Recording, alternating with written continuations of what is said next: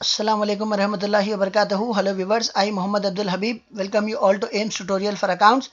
In this video, I'll be explaining the chapter consignment accounts under Unit 2, Chapter 2 for intermediate second year students for Telangana State Board of Intermediate Education.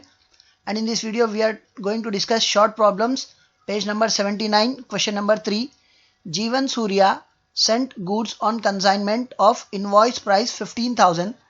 This price is 20% more than the cost price. What will be the cost price of the goods? तो इस बार जो सामान भेज रहे हैं आप direct invoice price पे भेज रहे हैं जो 15,000 है. इनवॉइस प्राइस किसको बोलते हैं? कॉस्ट प्राइस से कीमत बढ़ा के बताने को हम इनवॉइस प्राइस बोलते हैं. तो ऑलरेडी जो कीमत बढ़ा के बता रहे आप कितना बता रहे? 15,000 बता रहे. तो ये जो प्राइस है इसमें 20% मोर देन कॉस्ट प्राइस है.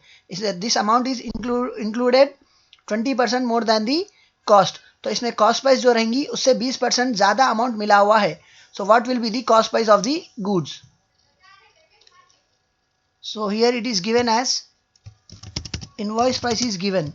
We have to find cost price. तो invoice price of goods is given as 15,000 and we need to find cost price.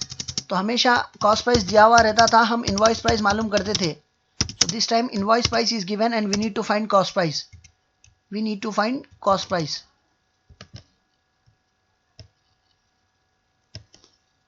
So earlier we used to find loading on the basis of cost price. तो loading on the basis of cost price उसका formula क्या था? Loading is equals to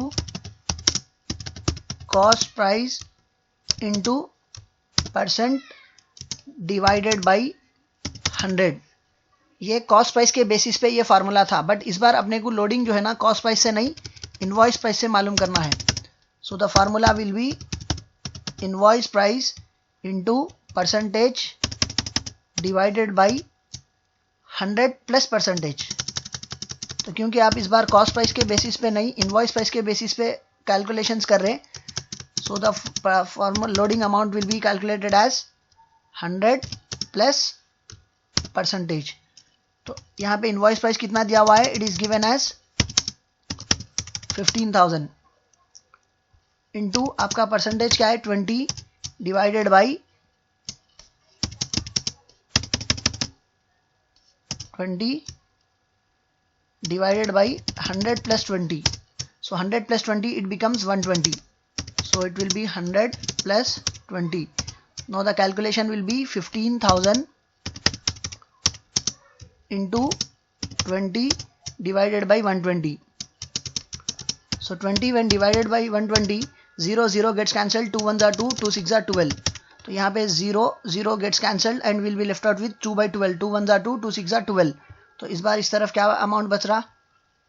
The amount which is left out is 15,000 into 1 by 6. So here it is 15,000 into 1 divided by 6.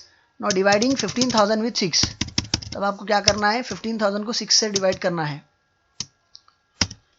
So 6 1s are 6, 6 2s are 12.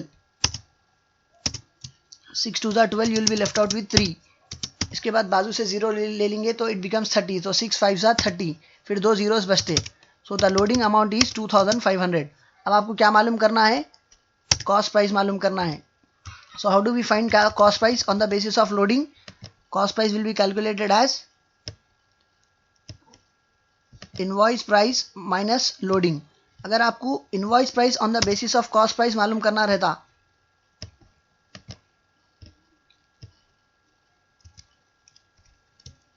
अगर हम invoice price मालूम करते cost price के basis पे, तब formula क्या आता था? cost price plus loading.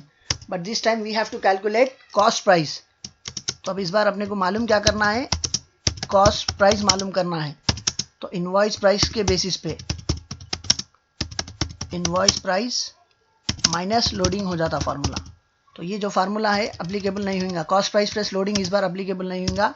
इस बार का फार्मूला रहेगा cost price is equals to invoice price minus loading. तो यहाँ पे इनवॉइस प्राइस क्वेश्चन में क्या दिया हुआ है? Invoice price is given as 15,000. अपने को लोडिंग अमाउंट कितना आया? 2,500.